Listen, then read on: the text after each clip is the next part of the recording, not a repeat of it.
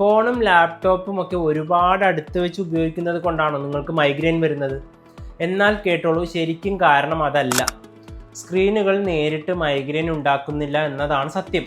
പക്ഷേ നിങ്ങളുടെ തലച്ചോർ മൈഗ്രെയിൻ വരാൻ പ്രോണ്ടാണെങ്കിൽ സ്ക്രീൻ ടൈം ഒരു കാരണമാകാം.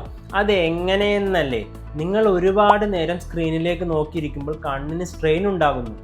നമ്മൾ കണ്ണ് ചിമ്മാൻ മറന്നു പോകുന്നു. അതുമാത്രമല്ല, ഡയറക്റ്റ് ലൈറ്റാണ് നമ്മുടെ കണ്ണിലേക്ക് അടിക്കുന്നത്.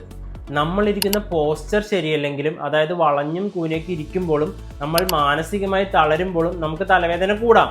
ഇതിനെല്ലാം പുറമെ നമ്മൾ സ്ക്രീനിൽ മുഴുകിയിരിക്കുമ്പോൾ നമ്മൾ കൃത്യമായി വെള്ളം കുടിക്കാറില്ല, നമ്മൾ ബ്രേക്ക് എടുക്കാറില്ല, മണിക്കൂറുകളോളം തല കുനിച്ചാണ് നമ്മൾ ഫോൺ ഉപയോഗിക്കുന്നത്. ഇതെല്ലാം മൈഗ്രെയിൻ വരാനുള്ള സാധ്യത കൂട്ടുകയാണ് ചെയ്യുന്നത്. ചുരുക്കം പറഞ്ഞാൽ മൈഗ്രെയിൻ്റെ യഥാർത്ഥ കാരണമല്ല സ്ക്രീനുകൾ, പക്ഷെ മൈഗ്രെയിൻ കൂട്ടാൻ കാരണമാക്കുന്ന ഒരു ട്രിഗറാണ്. ഇത് ഒഴിവാക്കാൻ നമുക്ക് എന്ത് ചെയ്യാം?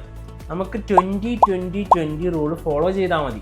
ഓരോ 20 മിനിറ്റ് കൂടുമ്പോഴും 20 അടി അകലെയുള്ള ഒരു വസ്തുവിലേക്ക് 20 സെക്കൻഡ് നോക്കുക. പിന്നെ ചെയ്യാനുള്ളത് സ്ക്രീൻ ബ്രൈറ്റ്നസ് കുറയ്ക്കുക, നൈറ്റ് മോഡ് ഉപയോഗിക്കുക, കൃത്യമായി വെള്ളം കുടിക്കുക, കൃത്യമായ ഇടവേളകളിൽ വിശ്രമിക്കുക.